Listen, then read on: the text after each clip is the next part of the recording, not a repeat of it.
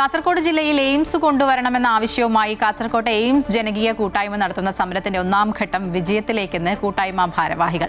സംസ്ഥാന സർക്കാരിന്റെ എയിംസ് പ്രപ്പോസലിൽ കാസർഗോഡ് ജില്ലയുടെ പേര് ഉൾപ്പെടുത്തുമെന്ന് ആരോഗ്യമന്ത്രി ഉറപ്പ് നൽകിയിട്ടുണ്ട്. പ്രപ്പോസൽ നൽകിക്കഴിഞ്ഞാൽ കാസർഗോഡ് എയിംസ് കൊണ്ടുവരുവാൻ BJP ജില്ലാ നേതൃത്വം കേന്ദ്രത്തിൽ സമ്മർദ്ദം ചെലുത്തണമെന്ന് എയിംസ് ജനകീയ കൂട്ടായ്മ ആവശ്യപ്പെട്ടു.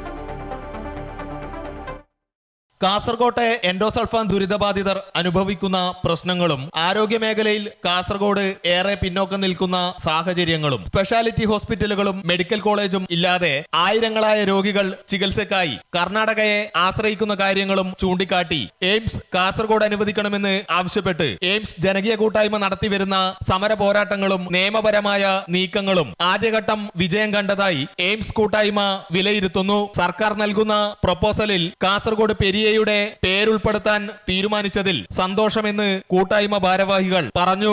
ഏറെ സന്തോഷമുണ്ട് നമുക്ക്. കാരണം കഴിഞ്ഞ ഒരുപാട് വർഷങ്ങൾ നമ്മുടെ സമരങ്ങൾക്ക് മുൻനിരയിൽ നിന്ന ശ്രീ രാജ്മോഹൻ ഉണ്ണിത്താൻ MP-യും അതുപോലെ അന്നത്തെ പ്രതിപക്ഷത്തിരുന്ന ആൾക്കാരൊക്കെയാണ് ഇന്ന് കേരളം ഭരിക്കുന്നത്.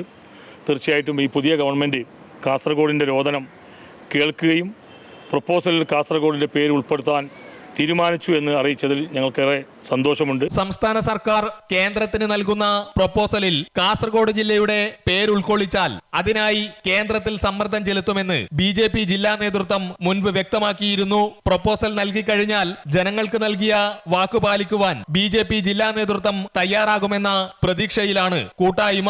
കാസർഗോട്ടെ BJP നേതാക്കൾ കാസർഗോട്ടെ ജനങ്ങൾക്ക് കൊടുത്ത വാക്ക് പാലിക്കാൻ കേന്ദ്രത്തിൽ സമ്മർദ്ദം ചെലുത്തി കാസർഗോഡിന്റെ ആരോഗ്യ പ്രശ്നങ്ങൾ അവതരിപ്പിച്ചുകൊണ്ട് കാസർഗോട്ടേക്ക് എയിംസ് കൊണ്ടുവരാൻ ഉത്തരവാദപ്പെട്ട ഏറ്റവും ധാർമ്മികമായ ഉത്തരവാദിത്തമുള്ള പാർട്ടിയാണ് BJP. അതവർ ചെയ്യണം, അത് ചെയ്യുമെന്ന് തന്നെയാണ് ഞങ്ങളുടെ വിശ്വാസം. എയിംസ് വരുന്നതോടെ ജില്ലയുടെ ആരോഗ്യ മേഖലയിലെ പിന്നോക്കാവസ്ഥയ്ക്ക് പരിഹാരമാകുമെന്നാണ് പ്രതീക്ഷകൾ. അമൃത ന്യൂസ്, കാസർഗോഡ്.